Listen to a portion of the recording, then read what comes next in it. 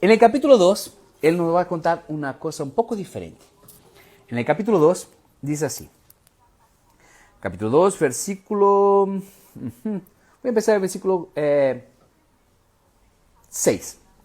No obstante, salía de la tierra un matinal y regaba toda la superficie del suelo. Versículo 7, capítulo 2, versículo 7. La segunda manera de narrar la creación del hombre. Dice así. Dios, el Señor, formó al hombre del polvo de la tierra y sopló en su nariz hálito de vida y el hombre se convirtió en un ser viviente. Mira, aquí no dice nada de barro, Él dice del polvo de la tierra. Y en Eclesiastes dice, del polvo viniste, al polvo volverás. De la nada viniste, de la nada Dios te creó y para la nada vas a volver. Claro que nuestra esperanza es que cuando Él venga vamos a resucitar y estaremos con Él eternamente. Pero no está explicando biológicamente o científicamente cómo Dios nos creó. Él dice que en el versículo 7, Dios, el Señor, formó al hombre del polvo de la tierra y sopló en su nariz el hálito de vida y el hombre se convirtió en un ser viviente. Versículo 8.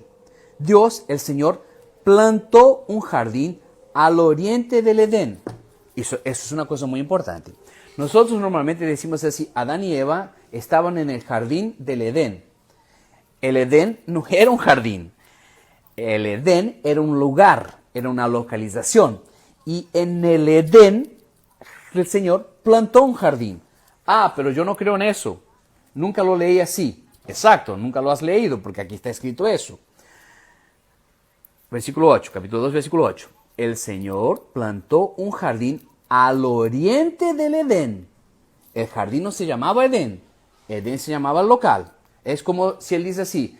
El Señor plantó un jardín al oriente de Perú, al oriente de Venezuela, al oriente de Puerto Rico, al oriente de Costa Rica. El Edén era una región, un local. Y después él te dice dónde está ese local. Por ríos y todo más. Allí puso al hombre que había formado. Aquí en esa segunda narrativa no dice hombre y mujer, dice apenas al hombre. En el capítulo 1 dice hombre y mujer. Ahora dice apenas hombre. Dios el Señor plantó un jardín al oriente del Edén y allí puso al hombre que había formado. Dios el Señor hizo que creciera toda clase de árboles hermosos. Pero Dios ya no había creado los árboles. Fíjate que son dos narraciones diferentes. Hermosos, los cuales daban frutos buenos y apetecibles.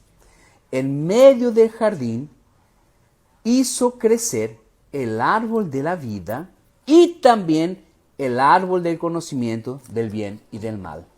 En el medio del jardín que estaba plantado en el Edén, que era una región específica, Mesopotamia, entre Irak, esa región ahí. Después tú puedes comprobarlo, está ahí en la Biblia. No dice Irak, claro, pero es la región entre Eufrates y el Tigre. Por eso Mesopotamia. En el medio del jardín había dos árboles. No solo uno, dos árboles. Uno era el de conocimiento del bien y del mal. Y el otro, que a veces pasa y no nos damos cuenta, el árbol de la vida. Bueno. Versículo 15. Capítulo 2, versículo 15. Dios, el Señor, tomó el hombre y lo puso en el jardín del Edén para que lo cultivara y lo cuidara. Entonces Dios pone al hombre, Adán, para cultivar y cuidar el jardín del Edén. Y de la palabra cultivar o cultivo viene la palabra culto. Cuando yo estudié este término en el hebreo, me llenó de alegría, porque de la misma manera, del mismo radical, de la misma palabra, de la palabra cultivar o cuidar, fíjate que Adán fue colocado para cultivar, para cuidar lo que Dios había creado para él. Entonces, culto no es necesariamente lo que hacemos en la iglesia, Sí, bueno, de una manera moderna hacemos un culto y bueno, y es así que nosotros lo llamamos. Pero cuidar de las cosas que Dios nos dio es hacer un culto y es espiritual. Cuidar de tu casa, cuidar de tu esposa, cuidar de tus hijos es un culto. Te dicen, ¿no te vas a la iglesia el martes? No, voy a hacer un culto en casa. ¿Qué van a hacer? Voy a jugar a la dama con mi esposa. Voy a jugar al tutti frutti. No sé cómo le dicen en tu país. Palabras con A, con B, con C. Voy a cultivar, voy a cuidar lo que Dios me dio, mi familia. ¿No te vas al retiro de los jóvenes? No, voy a cultivar el trabajo que Dios me dio.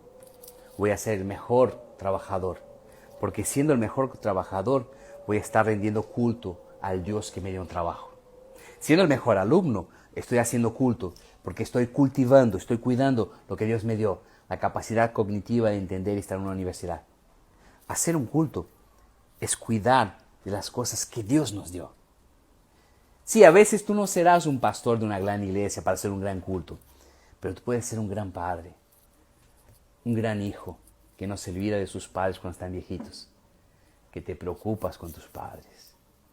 Bueno, es que no te fuiste al culto de Santa Cena, pero te fuiste al culto de cuidar tus padres, de lavarle los platos a tu viejita, de escuchar las mismas historias varias veces de tu padre. Y eso es un culto.